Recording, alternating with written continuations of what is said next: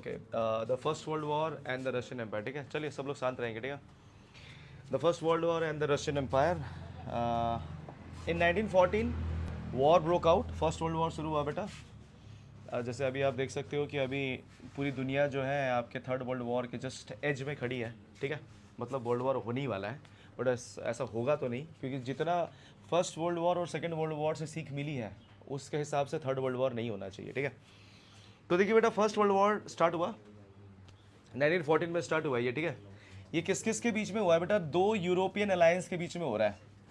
एक में जर्मनी है, ऑस्ट्रिया है और टर्की है, इसको द सेंट्रल पावर कहा गया। और दूसरा है बेटा फ्रांस, ब्रिटेन एंड रशिया, ठीक है, इसको, और इसमें आपके इटली एंड रोमानिया ने भी लास्ट में ज्वाइन किया है। बट याद रखिए बेटा, इटली एंड रोमानिया जो थे बेटा, इटली बेसिकली और रोमानिया, ये बाद में आपका जब सेकेंड वर्ल्ड वॉर हुआ तो ये जर्मनी के साथ लड़े थे, ठीक है, दे वर विद जर्मनी।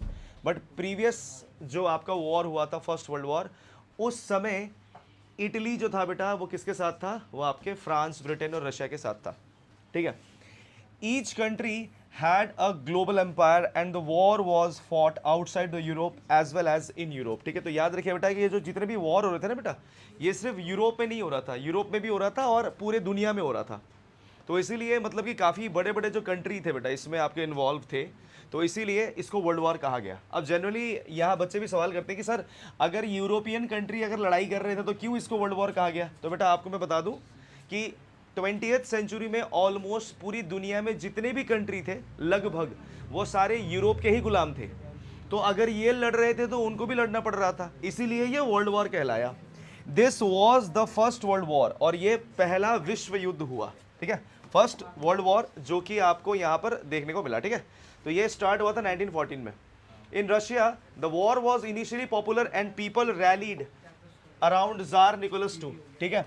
तो यहाँ पे क्या हुआ बेटा कि पहले जब वॉर आपका शुरू हुआ, ठीक है, तो काफ़ी पॉपुलर था, है ना, मतलब कि अब शुरुआत में इनको लगा कि हम जल्दी जल्दी लड़ाई करेंगे, लड़ाई जल्दी ख़त्म हो जाएगी, जीत जाएंगे और फिर है ना हमें बहुत सारे है ना रिसोर्सेज मिलेंगे, काफ़ी सारा धन संपत्ति, है ना, अब लड़ाई के बाद जो है बेटा।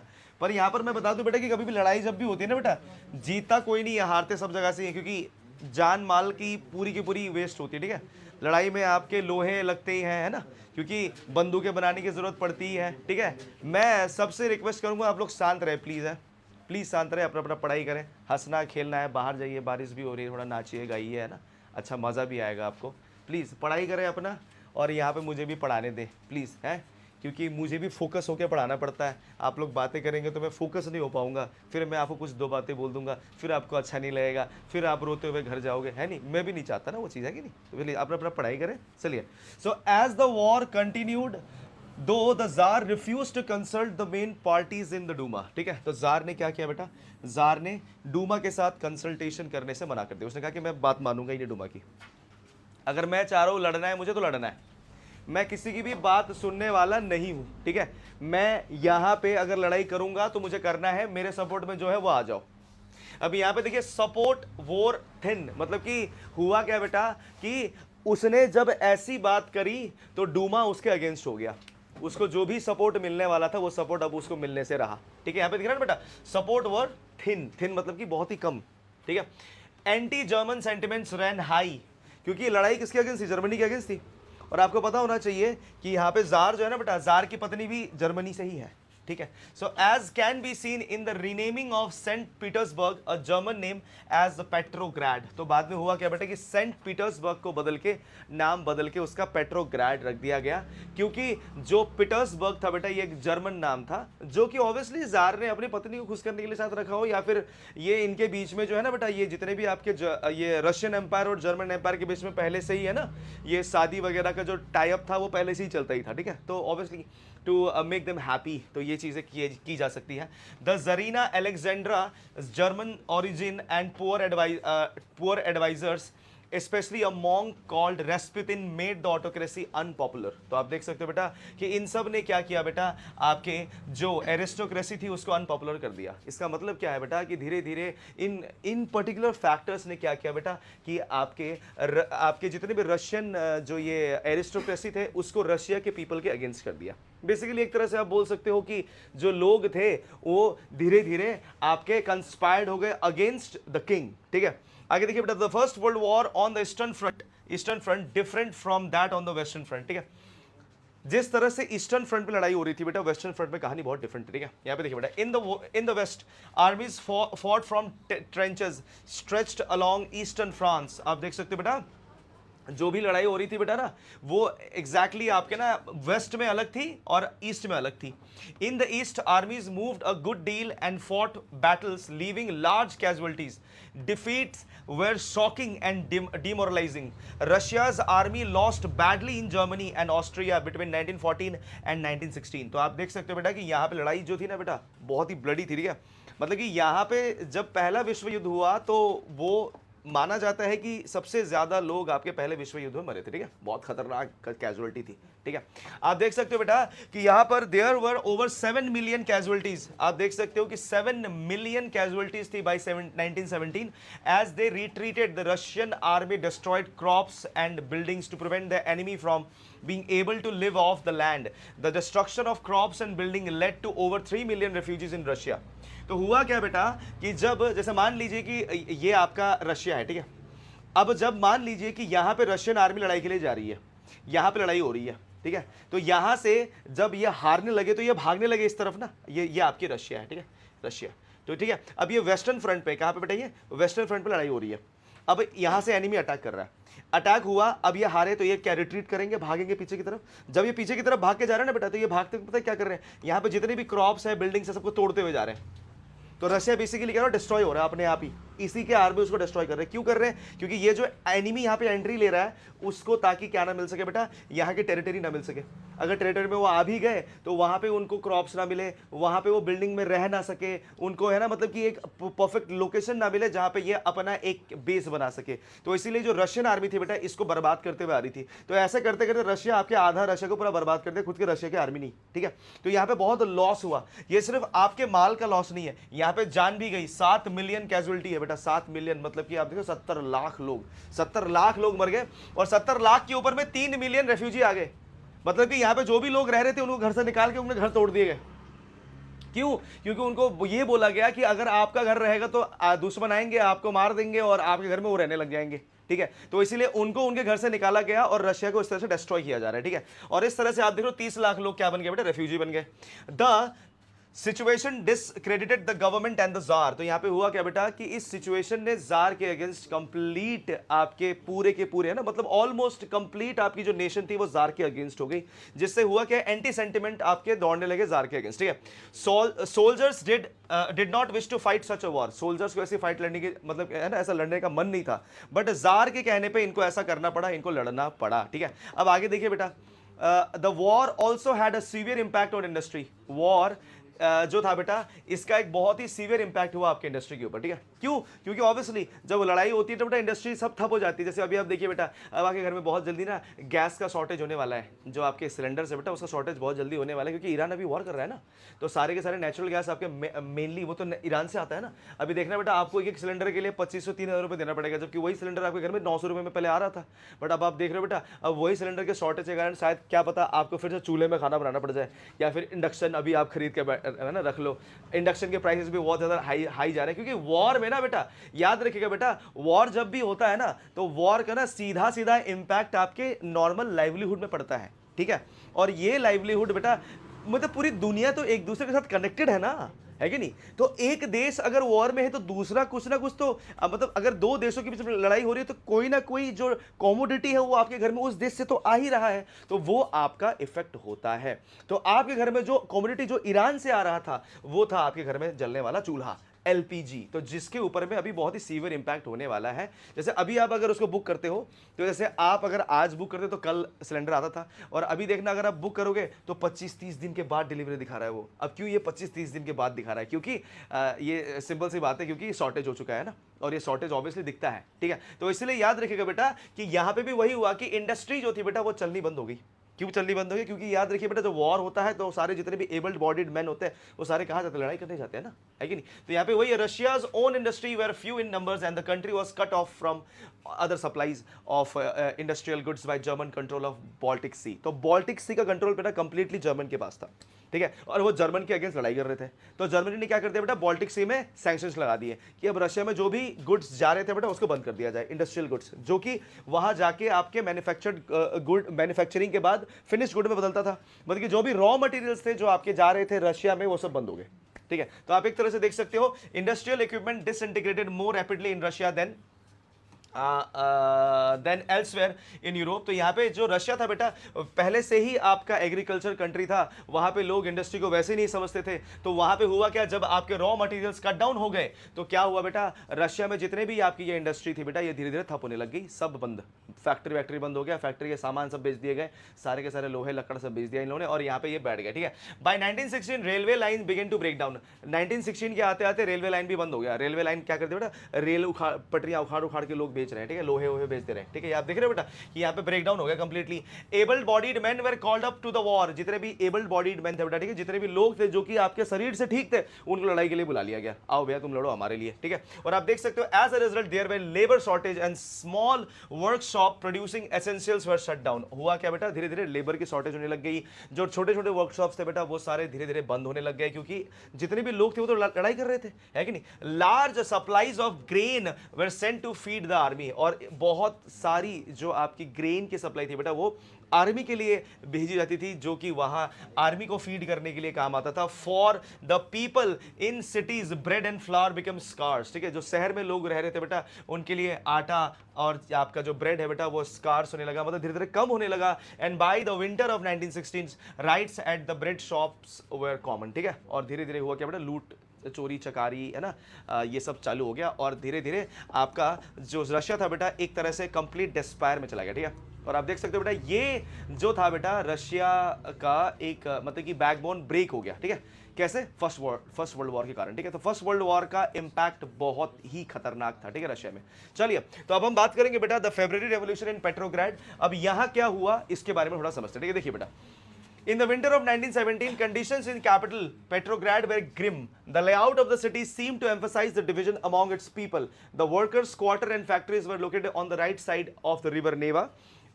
On the left bank were the fashionable area, the Winter Palace, and official buildings, including the palace where the Duma met. तो यहाँ पे मैं बता दूं बेटा कि यहाँ पे रिवर नेवा आपके बीच में था, ठीक है।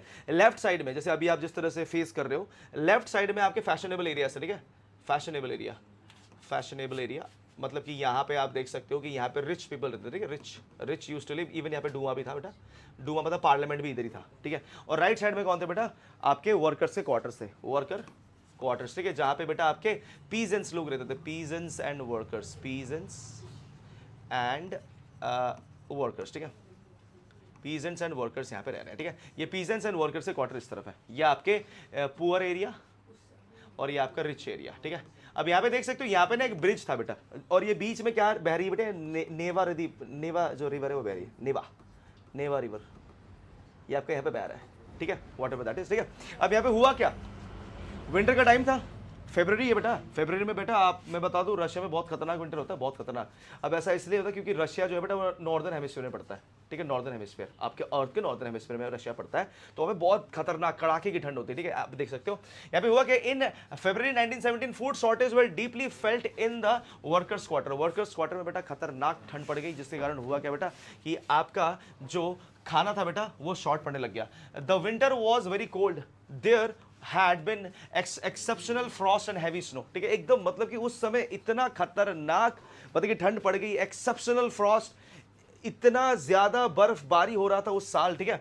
Parliamentarians wishing to preserve elected government were opposed to the Tsar's desire to dissolve the Duma, ठीक है। तो यहाँ पे हुआ क्या बेटा, पार्लियामेंटेरियंस जो थे बेटा उन्होंने ये सोचा कि हम अगर जार को अपोज कर रहे हैं, यहाँ पे दे अपोज जार्स डिजायर ना, क्योंकि ये लोग जो जितने भी पार्लियामेंटेरियंस थे वो आपके डूमा के थे, है ना, और इन्होंने तो यही कहा था कि हम जार को सपोर्ट नहीं करेंगे, है कि नहीं, क्योंकि जार के वो अगेंस्ट थे। अब जार के अगेंस्ट क्यों थे बेटा? क्योंकि रशिया के लिए वॉर सही नहीं था, क्योंकि रशिया एक डेवलपिंग कंट्री था ना तब, तो इसलिए यहाँ पे इन्होंने ये सोचा कि हम जार के जो भी आपकी जार का जो भी आपका पावर है उसको डिसॉल्व कैसे करें, ठीक है, डिसॉल्व करने का मतलब खत्म कैसे किया जाए, ठीक है। उसके बाद देखिए on 22 February a lockout took place at factory on the right bank. तो इस तरफ जो भी फैक्ट्री थी बेटा यहाँ पर लॉकआउट हो गया। जितने भी वर्कर्स थे उन्होंने कहा कि हमें जब तक से खाना नहीं मिलेगा हम काम नहीं करेंगे, क्योंकि खाने की बहुत कमी हो चुकी थी ना।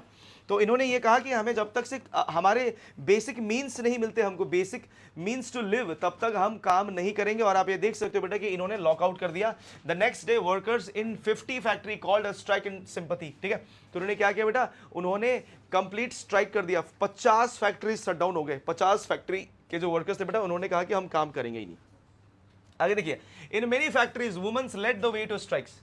बहुत सारे फैक्ट्रियों में तो मतलब जो औरतें थी उन्होंने आपके इस पर्टिकुलर स्ट्राइक को क्या किया बेटा? लीड किया। And this came to be called the international womens day, ठीक है।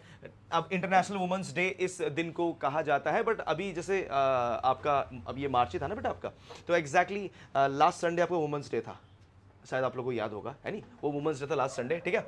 एंड जस्ट बिकॉज कि इस इवेंट के वजह से ही वुमेंस डे मनाया जाता है, और वो basically it varies according to Sunday, ये मार्च और फरवरी के टाइम पे ही आपको मनाया जाता है, ठीक है। Demonstrating workers crossed from the factory quarters to the centre of the capital. यहां से वो क्या किया बेटा? उन्होंने रिवर नेवा पार करके वो आपके ये कंट्री के कैपिटल में चले गए, ठीक है, जो कि आपके फैशनेबल एरिया था। द नेवेस्की प्रॉस्पेक्ट एट, तो ये नेवेस्की प्रॉस्पेक्ट उस पर्टिकुलर आपके जो कंट्री थी उसकी वो कैपिटल थी उस समय, ठीक है। अभी मॉस्को है जैसे। At this stage no political party was actively organising the movement, ठीक है। तो इस समय कोई भी पॉलिटिकल पार्टी इस मूवमेंट को ऑर्गेनाइज नहीं करी थी, ये बस वर्कर्स थे बेटा, ठीक है, जो जा रहे थे प्रोटेस्ट करने के लिए। As the fashionable quarters and official buildings were surrounded by workers, the government imposed a curfew. उसके बाद हुआ क्या बेटा? गवर्नमेंट ने कर्फ्यू लगा दिया। गवर्नमेंट ने कहा कि शायद ये लोग हमारे बिल्डिंग्स को या हमारे जितने भी एरिया है उसको डैमेज कर सकते हैं, तो इसलिए कर्फ्यू लगा दो। कर्फ्यू लगते ही होता क्या बेटा? पुलिस यहाँ पे पावर में आ जाती है, और पुलिस यहाँ पे जितने भी लोग उनको डंडे वंडे मार के भगा सकती है, ठीक है। तो कर्फ्यू लग गया। जैसे कर्फ्यू लगा, demonstrators disappeared by the evening but they came back on the 24th and 25th again. तो यहाँ पे हुआ क्या बेटा कि ठीक जैसे कर्फ्यू लगा, लोग धीरे धीरे मतलब शाम होते होते फिर वापस चले गए, बट फिर से 24th एंड 25th वापस फिर से आ गए वहीं पे। The government called out the cavalry and police to keep an eye on them. तो यहाँ पे कैवलरी को बुलाया गया। कैवलरी क्या होती है बेटा? आर्मी वगैरह, उसको बुला लिया गया है ना, और कहा कि इन पे नजर रखा जाए, कुछ ये कर ना दे, है नहीं। तो कैवलरी जो थी बेटा वो डराने के लिए बेसिकली बुलाया गया था। और फाइनली हुआ क्या? On Sunday 25 February the government suspended Duma. तो हुआ क्या बेटा? डूमा को सस्पेंड कर दिया गया। अब मतलब कि जार की जो गवर्नमेंट थी उन्होंने डूमा को सस्पेंड कर दिया। और देखिए बेटा, politician spoke out against the measure. Politician जितने भी थे आपके जो डूमा में जो पार्लियामेंटेरियंस थे उन्होंने कहा कि ये अन्याय हो रहा है। उन्होंने इस मेजर के अगेंस्ट क्या किया बेटा? उन्होंने मतलब बातें कही, ठीक है, बट यहाँ पे कुछ हो नहीं रहा। Demonstrators return in the force to the streets of the left bank on the 26th। फिर 26 में वापस फिर से क्या हो गया बेटा? लोग आगे फिर से प्रोटेस्ट करने के लिए। And on the 27th the police headquarters were ransacked. और फिर फाइनली हुआ क्या बेटा? ये चल रहा था 23 से, 24, 25 पे भी चला, 26 में भी आ गई ये, और फाइनली 27 में लोगों ने क्या किया बेटा? लोगों ने फाइनली पुलिस हेडक्वार्टर्स को जला दिया, रैंसैक्ड कर दिया, मतलब कि तोड़ दिया पूरा, ठीक है, खत्म कर दिया। The streets thronged with people raising slogan again about bread, wages, better hours and democracy। तो यहाँ पे हुआ क्या बेटा कि लोगों ने क्या किया बेटा? लोगों ने यहाँ पर नारे लगाने स्टार्ट कर दिए, रेजिंग स्लोगन्स अबाउट खाना, तनख्वाह और आपके बेटा बेटर वर्किंग आवर्स। मतलब कि हमें 15-15 घंटे 16-16 घंटे काम करना पड़ रहा है, हमें सिर्फ 8 घंटे काम करना है, बेटर आवर्स हमें दो, और डेमोक्रेसी लाओ देश में डेमोक्रेसी आए। बट याद रखिएगा बेटा, अनफॉर्चुनेटली आज भी रशिया में डेमोक्रेसी नहीं है, ठीक है ना। मतलब यहाँ पर अगर आप देखें तो बेटा रशिया में आपको लगता होगा, है कि नहीं, कम्युनिस्ट गवर्नमेंट में कभी डेमोक्रेसी नहीं होती, वो डेमोक्रेसी नहीं होती, ठीक है। इसलिए आप देखते हो कि हमेशा लीडर हमारा व्लादिमीर पुतिन ही होता है कि नहीं। तो इसलिए याद रखिएगा कि इन्होंने यहाँ पे जो डेमोक्रेसी का डिमांड किया था वो तो आज भी नहीं है, ठीक है। बट स्टिल आप देख सकते हो कि वहाँ पे जो पुतिन है, he is a powerful leader ना। जिस तरह से आप चाइना को देख सकते हो, चाइना में शी जिनपिंग हटता ही नहीं है ना, हमेशा रहता है, बट हमारे में तो हर 5 साल में हट जाते हैं। राहुल गांधी कभी आ जाए शायद, है कि नहीं। देखिए बेटा, the government tried to control the situation and called out the cavalry once again. फिर से हुआ क्या बेटा कि आपके कैवलरी को फिर से बुला लिया गया, मतलब आर्मी को फिर से बुला लिया गया, ठीक है। However the cavalry refuse to fire on the demonstrator, but बाद में आज क्या हुआ कि जितने भी कैवलरी थे, जो आर्मी के लोग बुलाए गए थे, उन्होंने कहा कि हम गोली नहीं चलाएंगे, तो हमारे दोस्त हैं, ये तो हमारे लोग हैं, हम इनके ऊपर कैसे गोली चला दें, ठीक है, क्योंकि इनको ब्लडी संडे से काफी कुछ समझ में आ चुका था, है ना। So an officer was shot at the barrack of the regiment and 3 other regiment mutinied voting to join the striking workers. तो जितने भी आपके आर्मी के जो कैवलरी थे बेटा, उन्होंने वर्कर्स को ज्वाइन कर लिया, इन्होंने वर्कर्स को ही ज्वाइन कर लिया, और यहाँ पे जो रेजिमेंट्स थी बेटा, रेजिमेंट ने म्यूटिनी कर दिया, मतलब कि अपने ऑफिसर्स को गोली मार दिया, और ये जाके जितने भी वर्कर्स थे बेटा उनके साथ जुड़ गए, ठीक है, और उनको कहा कि हम आपके साथ हैं। So by that evening soldiers and striking workers had gather to form a soviet. तो यहाँ पे देखिए बेटा, पहली बार सोवियत का गठन हुआ। तो ये सोवियत होता क्या है बेसिकली बेटा, सोवियत ऐसा होता है बेटा कि जिसमें कि आर्मी और आम आदमी मिल के एक ग्रुप बना लेते हैं ना बेटा, तो इसको सोवियत कहते हैं। क्या कहते हैं बेटा, सोवियत। मतलब कि यहाँ पे जब आम आदमी आर्म्स उठा ले, ठीक है, with the help of army और the military of the country, तो इसको सोवियत यूनियन कहते हैं, ठीक है। तो आप देख सकते हो कि यहाँ पे काउंसिल फॉर्म हो गया, सोवियत काउंसिल, ठीक है, in the same building as a Duma met. और जहाँ पे पार्लियामेंट चलता था बेटा, वहीं पे क्या हो गया बेटा, वहीं पे आपका इन्होंने अपना काउंसिल बना लिया, उन्होंने अपना एक नया डूमा बना लिया, ठीक है। And this was the Petrograd Soviet. और पहली बार रशिया में आपका जो पावर था वो आम आदमी के हाथ में आ गया, वर्कर्स के हाथ में आ गया, ध्यान रखना, ठीक है। ये अभी भी पीजेंट्स के हाथ में नहीं गया है, किसके हाथ में गया बेटा, वर्कर, वर्किंग मिडिल क्लास के हाथ में है, ठीक है। तो ये जो थे बेटा, ये थे पेट्रोग्राड सोवियत, जिसमें आर्मी, बेसिकली कैवलरी प्लस यहाँ पे क्या है बेटा, वर्कर्स हैं, ठीक है। इन्होंने मिलके यहाँ पर क्या कर लिया बेटा, पावर अपने हाथ पे ले लिया। अब देखिए बेटा, the very next day a delegation went to see the tsar, ठीक है, जार के पास गए। Military commanders advised him to abdicate. तो उन्होंने कहा कि आपको एब्डिकेट करना पड़ेगा। एब्डिकेट का मतलब क्या होता है बेटा, अपना तख्ता खाली कर दो, अब आप हमारे राजा नहीं हैं। तो उन्होंने कहा कि he followed their advice and abdicated on 2 मार्च। तो 2 मार्च में बेटा हुआ क्या बेटा, आपका एब्डिकेशन हो गया, और वो आपका अपना जो राज सिंहासन है छोड़ के चला गया, ठीक है। Soviet leaders and Duma leaders formed a provisional government to run the country. उन्होंने प्रोविजनल गवर्नमेंट बना लिया। अब ये प्रोविजनल गवर्नमेंट क्या होता है बेटा, जब तक से कोई गवर्नमेंट इलेक्ट होके पावर में नहीं आता, तब तक से आपका कंट्री में एक प्रोविजनल गवर्नमेंट बनाया जाता है, ठीक है, जो कि कंट्री को कंट्रोल करता है तब तक से, जब तक से कोई लीडर इलेक्ट नहीं हो जाता, ठीक है। Russia's future would be decided by constituent assembly sorry, elected on the basis of universal adult suffrage, ठीक है। तो यहाँ पे यही कहा गया कि जब तक से वोटिंग नहीं हो जाता, जब तक से कोई पार्टी जीत नहीं जाती, तब तक से बेटा आपका यहाँ पे एक कॉन्स्टिट्यूएंट असेंबली तब तक एक गठन करी जाएगी जो कॉन्स्टिट्यूशन लिखेगी, और उसके बाद इलेक्शंस होंगे। Petrograd had led the February revolution that brought down the monarchy in February 1917, ठीक है। तो फेब्रुअरी 1917 रेवोल्यूशन में बेटा पेट्रोग्राड सोवियत वो लोग थे बेटा जिन्होंने मिलके आपके राजा को एब्डिकेट किया। यहाँ पे राजा को मारा नहीं गया है, ठीक है, प्लीज याद रखिएगा। वो बात अलग है कि बाद में आपका जो जार था बेटा वो कहीं गायब हो जाता है, ठीक है, बट इसको मारा नहीं गया है, ठीक है। इसको यहाँ पे आपके बुक में मेंशन नहीं किया है कि कहीं मार दिया गया या फिर कुछ हुआ है, ठीक है। एक मिनट, हेलो, हाँ जी बोलिए। वो परफ्यूम के ऊपर ही है, हाँ, ठीक है। तो इस तरह से आप देख सकते हो कि यहाँ पे आपका फेब्रुअरी रेवोल्यूशन जो था बेटा ये खत्म होता है। अब यहाँ पे देखिए बेटा बॉक्स नंबर 1, इसमें womens in the February revolution, womens का क्या रोल था, ठीक है। देखिए मैं वो भी बताता हूँ। Women workers often inspired there mail को वर्कर्स, ठीक है, ये मेल को वर्कर को इंस्पायर करते थे, ठीक है, क्योंकि आपको पता होगा कि फर्स्ट टाइम जब आपके 50 फैक्ट्रीज शट डाउन हुए हैं, मतलब लोग सड़कों पे आए हैं, तो पे फीमेल ज़्यादा सड़कों पे थे, ठीक है। अब इसका सबसे पहला रीज़न क्यों फीमेल ज़्यादा सड़कों पे थे, क्योंकि ज़्यादातर मेल तो मर गए जाके ना लड़ाई में, बचे ही नहीं कोई, ठीक है। मैक्सिमम तो मर चुके थे, 70 लाख मेल मर चुके थे, ठीक है। तो बचे सिर्फ कौन, औरतें बची। और वो औरतें इतनी जाबाज थी ना कि वो औरतें बच्चों के साथ उस शहर में रहती थी, ठीक है, काम करती थी और अपने बच्चों को पूरे दिन में ना एक ऐसी जगह छोड़ के गई है, मतलब कि जहाँ पर मतलब नाम के लिए कह रही कि पढ़ाई होगी, ठीक है, तो वहाँ पे उनको छोड़ दिया, बच्चों को डाल दिया वहाँ पे और चले गए। दिन भर काम कर रहे हैं, 15 घंटे काम करके ना आ रहे हैं, फिर आके अपने बच्चों को देख रहे हैं। तो इस तरह से आप देख रहे हो कि यहाँ पे जो ये वुमेन्स थी ना बेटा, इन्होंने अपने मेल को वर्कर्स को इंस्पायर किया। ठीक ठीक है। At the Lawrence telephone factory, ये एक टेलीफोन फैक्ट्री की भी बात आ रही है जहाँ पे टेलीफोन बनता है, ठीक है ठीक है।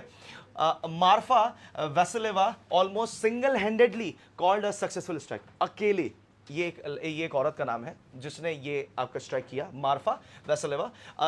Already that morning in celebration of women's day, ठीक है, already in that morning of celebration of women's day, women workers had presented red bows to the men.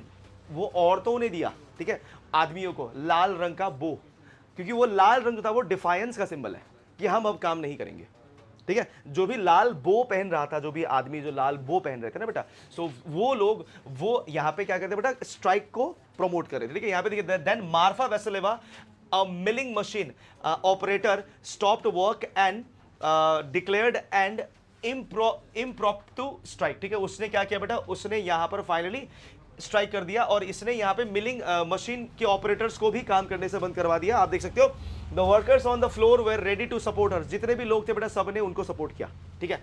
The foreman inform the management and sent her a loaf of bread, ठीक है। और आप देख सकते हो बेटा कि जब फोरमैन को इस बात का पता चला तो तब मार्फा वेसेलोवा को एक ब्रेड का टुकड़ा दिया गया। अब सोचो उनके लिए वो ब्रेड का टुकड़ा कितना बड़ा प्राइस था, क्योंकि खाने के लिए कुछ था नहीं ना, तो उनको ये सक्सेस पाने के लिए एक ब्रेड का टुकड़ा दिया जा रहा है, ठीक है। हमारे बच्चों को खाने के लिए तो हमारे बच्चे फेंक देते हैं, कौन खाएगा, ठीक है, हमारे पास बहुत है कि नहीं। यहां पे देख रहे हो, उसको इतना कुछ करने के लिए उसने जान में खेल के स्ट्राइक किया है, ठीक है। यहां पे उसको उस जीत के लिए क्या दिया जा रहा है, एक ब्रेड का टुकड़ा दिया जा रहा है, लोफ ऑफ ब्रेड, जो कि हमारे यहाँ पे 30 से 35 रुपए में मिलता है ना बेटा, व्हाइट ब्रेड का वो जो टुकड़ा मिलता है, जो पूरा एक होता है, उसे कट करके वो उसके अंदर में कट करके दिया रहता है। अब इनमें कटिंग नहीं आती, वो इनमें पूरा वो एक लोफ ही आता है, उसको काट के फिर खाते हैं ये लोग, ठीक है, क्योंकि इनके लिए वो स्टेपल फूड है, हमारे लिए स्टेपल फूड नहीं है। हमारे लिए तो वो सैंडविच है, सैंडविच बना नहीं खाते हम लोग, ऊपर का फेंक दिया, फिर सैंडविच है ना, एकदम वो ग्रिल कर लेते हैं, उसके अंदर पता नहीं क्या क्या डाल के। बट इसको देख लो बेटा, इस लड़की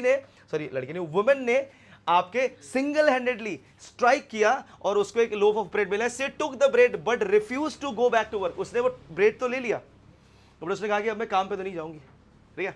the administrator asked her again why she refuse to work and she replied. यहाँ पे अब उसको पूछा गया कि तुम काम क्यों नहीं करना चाहते। उसने क्या कहा, देखो, I can not be the only one who is satisfied when other are hungry. मैं अकेले सेटिस्फाइड नहीं हो सकती है, नहीं, मैं अकेले खा रही हूँ, ठीक है, और यहाँ पे बाकी लोग भूखे रहे, मैं ऐसा तो नहीं कर सकती ना। यहाँ पे देखिए, so women workers from another section of the factory gathered around Marfa in support and gradually all the other women ceased working, ठीक है, और सब ने फिर धीरे धीरे काम करना बंद कर दिया। Soon the men down their tools as well and the entire crowd rushed on to the street. आप क्लियरली देख सकते हो कि यहाँ पे पूरा का पूरा रशियन रेवोल्यूशन का जो फेब्रुअरी रेवोल्यूशन हुआ है बेटा, वो एक औरत ने लीड किया है और उसका नाम है मार्फा वेसेलोवा, ठीक है।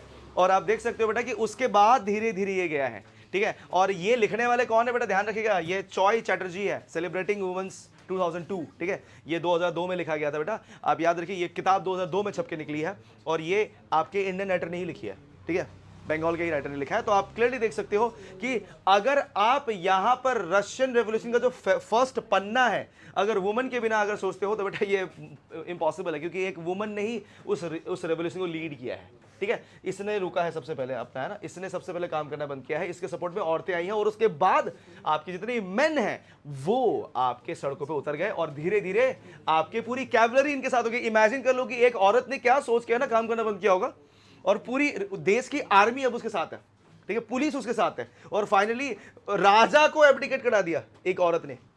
बट दुख की बात यही होती कि इसको चैप्टर में इंक्लूड नहीं किया गया है, क्योंकि ये एक बॉक्स नंबर 1 है, ये मेन चैप्टर का हिस्सा नहीं है, ठीक है ना। तो यहाँ पे इसलिए याद रखिएगा कि this is not the part of a chapter, ये सिर्फ आपको as for an extra knowledge आपको दिया गया है, जो कि ऑब्वियसली आप मार्फा वेसेलोवा का नाम लिखोगे भी नहीं अपने पेपर में ना। अगर आप कभी भी लिखोगे पेपर में आंसर लिखोगे तो आपका किताब में आंसर क्वेश्चन भी नहीं आएगा कि what led the February revolution, है ना, कि क्या, तो आप तब ये सब कुछ थोड़ी लिख पाओगे कि नहीं। वहाँ पर आपके टीचर ने कभी शायद बताया हो तो अच्छी बात है, ठीक है। पर आप याद रखिए बेटा कि ये जो है बेटा वो मेन हीरोइन है जिसने आपके ये काम किया जिसने इस रेवोल्यूशन को लीड किया, ठीक है। चलिए, तो thank you for your patience guys, आधा घंटा ही मैं पढ़ा पाया, सॉरी। तो कल जो है फिर हम आगे इसको कंटिन्यू करेंगे। कल की टाइमिंग आपकी सुबह की